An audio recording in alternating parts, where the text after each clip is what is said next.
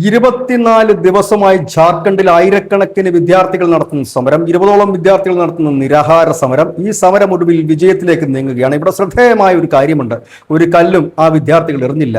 ആരുടെയും അമ്മയ്ക്കും ആ വിദ്യാർത്ഥികൾ വിളിച്ചില്ല. സമാധാനപരമായി നടന്ന ഈ ഒരു മാർച്ചിൽ പോലും പോലീസായിരുന്നു ലാത്തിചാർജ് ചെയ്തിരുന്ന. അവർ ഒരു അക്രമവും കാണിച്ചില്ല. 24 ദിവസം ആ സമരം പിന്നിടുമ്പോൾ ഹേമന്ത് സോറൻ സർക്കാർ മുട്ടുമടക്കി തുടങ്ങി എന്നുള്ളതാണ് ഏറ്റവും പ്രധാനപ്പെട്ട വാർത്ത. JSC CGL പരീക്ഷകളെല്ലാം തന്നെ റദ്ദാക്കിയിരിക്കുന്നു. 2014 മുതലുള്ള പരീക്ഷകളെല്ലാം ജുഡീഷ്യൽ കമ്മീഷൻ അന്വേഷണം അദ്ദേഹം പ്രഖ്യാപിച്ചിരിക്കുന്നു. ഒപ്പം തന്നെ GPS-ന്റെ മേധാവി ജിയാൻടയെ അറസ്റ്റ് ചെയ്യാൻ സാധിച്ചതും ഹേമന്ത് സോറൻ പറയുകയുണ്ടായി. ജാർഖണ്ഡ് സ്റ്റാഫ് സെലക്ഷൻ കമ്മീഷൻ, അതായത് നമ്മുടെ PSC പോലെ ജാർഖണ്ഡിലുള്ളതാണ് ജാർഖണ്ഡ് സ്റ്റാഫ് സെലക്ഷൻ കമ്മീഷൻ.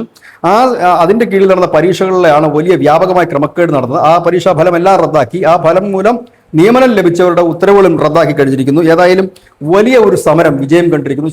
സമാധാനപരമായി യുവാക്കൾ, വിദ്യാർത്ഥികൾ നടത്തിയ ഒരു സമരം. അതിന് വേറെ എങ്ങും വലിയ പിന്തുണയില്ലായിരുന്നു. ഡീപ് സ്റ്റേറ്റിന്റെ ഫണ്ടുകൾ ഒഴുകിയില്ല, ബിരിയാണികൾ വിളമ്പിയില്ല, വലിയ ആട്ടവും പാട്ടുമില്ലായിരുന്നു. നിർധരായ ജാർഖണ്ഡിലെ ആദിവാസി കുട്ടികളടക്കം നടത്തിയ വലിയ സമരം.